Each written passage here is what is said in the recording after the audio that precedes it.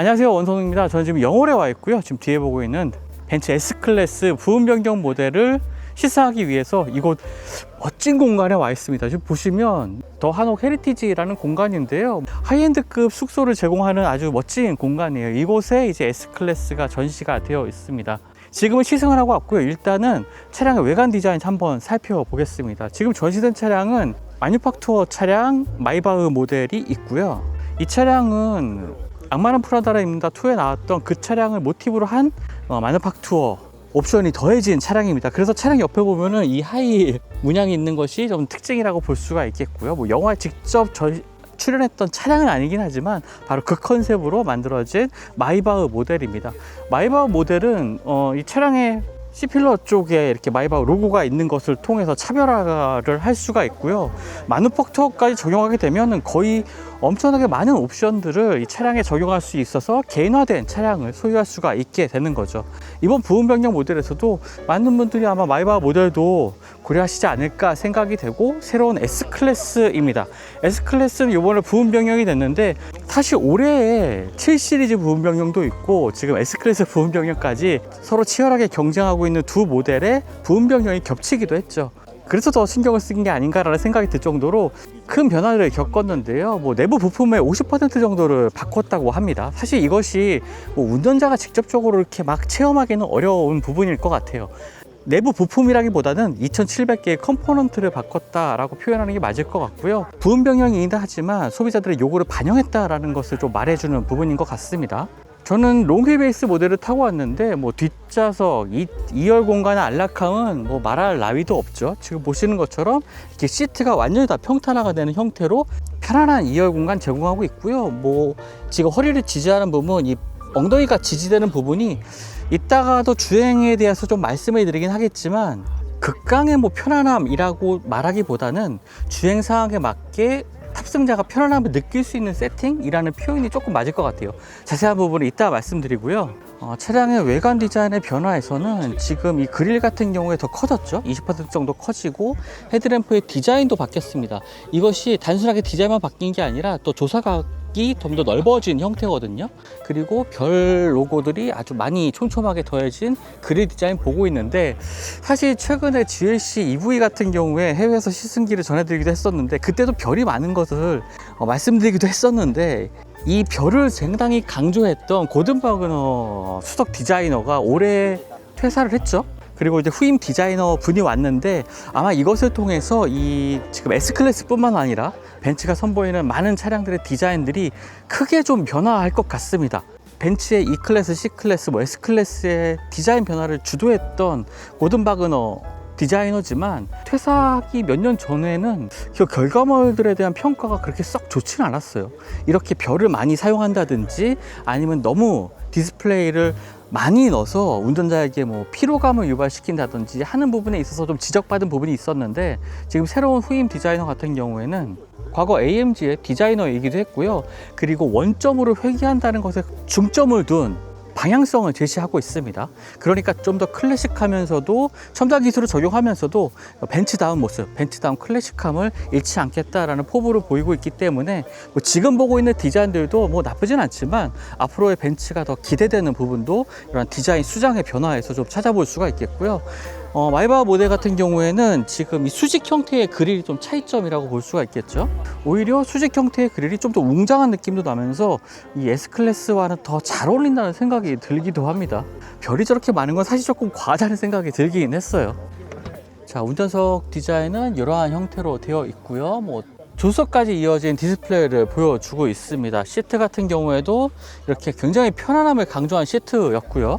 2열 공간도 디스플레이를 갖추고 있어서 이곳에서 다양한 엔터테인먼트를 즐길 수도 있습니다. 거기다가 이 뒤쪽에 있는 스마트폰 같은 조작 패널을 통해서 시트의 기능뿐만 아니라 여러 가지 엔터테인먼트 기능들도 이곳에서 다 조작을 할 수가 있고요. S580 제가 시승했던 모델과 같은 사양이긴 하네요. 뭐 뒤쪽에 이렇게 넓은 적재 공간 보여주고 있는 것도 확인할 수가 있고요. 자, 악마는 프라다를 입는다 버전의 차량은 지금 이 센터 콘솔 아래쪽에 이렇게 영화 로고가 그대로 적혀 있는 모습도 보여주고 있네요. 이 차를 좋아하시는 분들이 분명 계시겠지만 거기다가 이렇게 2라는 이러한 삼지창 모양의 문양들도 있는 것도 굉장히 독특한 특징이라고 볼 수가 있겠네요. 자, 이어 시트도 이렇게 구성이 되어 있습니다. 레드 컬러가 뭐 영화에 대표되는 색상처럼 보이기도 하는데 이런 것처럼 샴페인 잔도 이렇게 둘 수가 있고요. 어찌됐건 이런 부분 변경을 통해서 상당히 많은 부분을 좀 바꿨습니다. 그리고 지금 요즘에 브랜드들을 보면은 이제 하이엔드 모델들 있죠. 각 브랜드들의 플래그십 모델이라고 할 수 있는 이런 다양한 차량들에 더 많이 힘을 싣고 있거든요. 거기다가 BMW도 이제 알피나를 내년에는 이제 전시장을 선보이고 알피나도 이제 국내 시장에 출시되고 있기 때문에 지금 보고 있는 이 마이바 모델이 더 중요한 위치를 차지하게 될 것 같습니다. 하이엔드 모델들의 좀 경쟁이 더 치열해질 것 같고요. 자, 이제 차량을 주행하면서 좀 더 자세한 얘기해 보겠습니다. 몇 가지 좀 추가적으로 더 설명을 드리자면요. 전체 구성의 50% 이상을 바꾼 만큼 일반적인 부분 변경 모델보다도 그 변화의 범위가 훨씬 크다고 볼 수가 있겠죠. 프리미엄 럭셔리 세단의 경쟁이 더욱 치열해지고 있는 만큼 이러한 큰 폭의 변화를 추구했던 것 같고요. 그러한 존재감을 더 부각시키기 위해서 이 프론트 그릴의 면적도 기존보다 20% 확대가 됐습니다. 모델 최초로 그릴 윤곽에 일루미네이션 효과도 더해졌고요. 거기다가 보닛 위에 이 벤츠 특유의 3포인트 스타 마스코트도 함께 빛을 내게 되는데요. 하지만 아쉽게도 이 국내 시장에는 법규 때문에 도입되지 못했습니다. 이러한 조명 효과들이 운전자에게 방해가 될 수 있다라는 뜻에서 이러한 규제가 있는데요. 지나치게 많은 조명이 차량을 돋보이게 할 수도 있겠지만 운전에는 그렇게 큰 도움은 되지 않는 것 같습니다. 말씀드렸던 것처럼 헤드램프 역시 디지털 라이트 시스템으로 교체가 돼서요. 조사 범위가 40% 넓어졌고요. 하이빔 기준으로 볼 때 최대 600m 앞까지 비출 수가 있게 됐습니다. 테일램프는 이 클래스에서 먼저 선보였던 3포인트 스타 모티브를 계승을 했고요. 좌우에 각각 3개씩 총 6개의 스타로 구성이 돼서 이 클래스와 다르게 플래그십 모델임을 강조하고 있습니다. 실내에서 눈에 띄는 변화는 앰비육스 슈퍼 스크린이죠. 12.3인치 계기판과 14.4인치 센터 디스플레이, 여기에 12.3인치 동승석 디스플레이까지 하나의 유리 표면에 통합이 되어 있습니다. 물론 실제로 볼 때는 다 분리되어 있는 형태로 보여지고요. 사운드에 반응해서 색상과 움직임이 바뀌는 앰비언트 라이트가 취향과 상황에 따라서 실내 분위기를 조절하고 있었고요. 앞좌석에는 최대 44도까지 데워지는 안전벨트 히터 기능까지 새롭게 적용이 됐습니다. 겨울철에 상당히 좀 사용하기 좋은 기능이라고 볼 수가 있겠는데요. 하지만 이 기능은 단순하게 보온만 하는 기능이 아니라요. 두꺼운 겨울옷을 좀 벗도록 유도를 해서 충돌 상황에서 안전벨트가 탑승자를 제대로 잡을 수 있게 하려는 목적이 더 크다고 볼 수 있습니다. 뒷좌석에도 안전벨트에는 에어백이 내장이 되어 있고요. 차량 전체의 에어백 수는 트림에 따라서 최대 15개까지 탑재가 됩니다.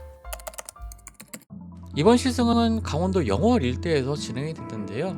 왕산암 이후에 정말 많은 관심을 받았던 영월 지역, 저는 이 산길을 처음 가보긴 했는데 정말 주행하기 좋은 조건을 가지고 있는 아름다운 드라이빙 코스였습니다. 거기다가 시승차는 여유로운 이 파워트레인을 갖추고 있었기 때문에 어떤 상황에서든 아주 역동적이면서도 때론 부드러운 주행을 이어나갈 수가 있었는데요. S580에 탑재된 V8 트윈터보 엔진은요, 3.9L 배기량의 최고 출력 537마력을 발휘하는 엔진입니다. S클래스의 모델 가운데 가장 고성능 파워트레인이라고 볼 수가 있겠고요. 큰 변화 중 하나는 크랭크 샤프트의 구조입니다. 기존에는 크로스플레인 방식에서 페라리나 스포츠카에 주로 쓰이는 플랫플레인 방식으로 바뀌었는데요. 이 점화 간격이 좀 더 균등해지고 배기 간섭이 줄어들면서 고회전 영역까지 회전이 매끄럽게 올라갔습니다. 다만 2차적인 진동이 커지는 이 단점은 있는데요. 이것에 대해서 메르스 벤츠는 밸런서 샤프트 2개를 추가해서 이러한 단점을 상쇄를 했다고 합니다. 스포츠 지향이 아니라 효율적으로 출력을 끌어내기 위한 선택이라는 게 제조사의 설명이었는데요. 시승 중에 고회전 영역까지 엔진을 돌려봤을 때 회전 질감이 굉장히 매끄러웠고요. AMG 모델 특유의 거친 느낌과는 분명 차이가 있는 깔끔한 이 엔진 회전 질감을 보여줬습니다. 다만 가속하는 상황에서나 속도를 조금씩 올리는 상황에서는 터보 엔진 특유의 윙하는 소리가, 터보 작동음이 실내로 좀 들이치는 부분도 느낄 수가 있었는데요. 전 라인업에 17kWc 모터를 탑재한 48V 마일드 하이브리드 시스템이 적용돼서 발진이라든지 제가속 구간에서의 응답성이 훨씬 좋아졌습니다. 그리고 시승했던 S580 포매틱 롱휠베이스 모델에는요, 각 휠의 감시력과 차고를 독립적으로 제어하는 이 액티브 바디 컨트롤 기능이 기본적으로 적용이 됐는데요. 이 영월의 시승 코스 자체가 평탄한 길도 있었지만 산길을 오르는 와인딩 코스가 생각보다 많았습니다. 그래서 바로 이 기능을 체험하기가 정말 좋았는데요. 주행 모드 가운데 커브 모드가 있습니다. 이 커브 모드는 3단계로 기울기를 조절할 수 있는 모드인데요. 영월 일대 와인딩 로드에서 이 모드, 커브 모드를 작동시키면 차체가 바깥쪽으로 롤링하는 대신에 오토바이처럼 안쪽으로 기우는 이 네거티브 롤 거동이 구현이 됩니다. 그래서 운전석뿐만 아니라 뒷좌석에서도 코너를 돌아 나갈 때 차량이 기우는 것을 최대한 억제한다는 느낌을 좀 받았습니다. 하지만 이 모드를 활성시키면 노면의 진동이, 노면의 잔진동들이 1열, 특히 2열 공간으로 운전자에게 직접적으로 전해진다는 느낌을 받았거든요. 한마디로 승차감에 있어서는 다소 손해를 볼 수 있다는 겁니다. 차량의 움직임은 더 깔끔하게 제어를 하지만 S클래스다운 부드러운 주행 질감을 위해서는 컴포트 모드로 주행하는 게 맞아 보이고요. 또 거친 산길을 주행을 할 때도 전 라인업의 최대 4.5도 또는 10도까지 꺾이는 이 리어 엑셀 스티어링이 기본으로 적용되기 때문에 전장이 5.3m가 넘는 아주 롱휠베이스 모델임에도 불구하고 회전 반경이 크지 않아서 좁은 도로도 부담없이 주행할 수가 있었습니다. 그리고 전 라인업에 기본 적용되는 이 MB 드라이버 어시스트는요, 카메라가 10개, 레이더가 5개, 초음파 센서 12개로 총 27개의 센서로 차량 주변을 인식하게 됩니다. 여기에 디스트로닉과 스티어링 어시스트, 차선 변경 보조 기능이 함께 연동이 되고 있고요. 만약에 측면 충돌이 임박한 경우에는 이 충돌 방향의 차고를 순간적으로 들어올려서 가장 단단한 사이드 실로 충격을 받아내는 기능까지 갖추고 있습니다. 차량 내부에 탑재된 이 사이드 에어백은 이러한 구조를 보조하는 역할을 하게 되는 거죠. 여기에 주차, 출차 보조 기능, 후진, 어시스트 기능, 360도 카메라가 추가가 돼서 좁은 공간에서도 여기에 후진 어시스트 기능이라든지 출차, 주차 보조 기능, 360도 카메라까지 추가가 돼서 좁은 공간에서의 주행 편의성이 더욱 개선이 됐죠. 국내 출시되는 뉴 S클래스는 모두 6개의 라인업으로 구성이 되고요. 디젤 모델, 가솔린 모델, 파워트레인은 2가지 파워트레인으로 구성이 됩니다.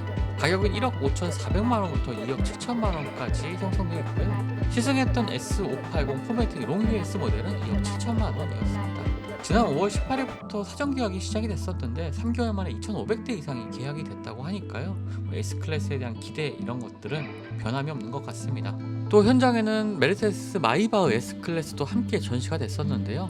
장인의 손길이 더해진 특별한 이 S클래스는 3억 1,700만원부터 4억 700만원 사이에 가격이 책정이 됐습니다.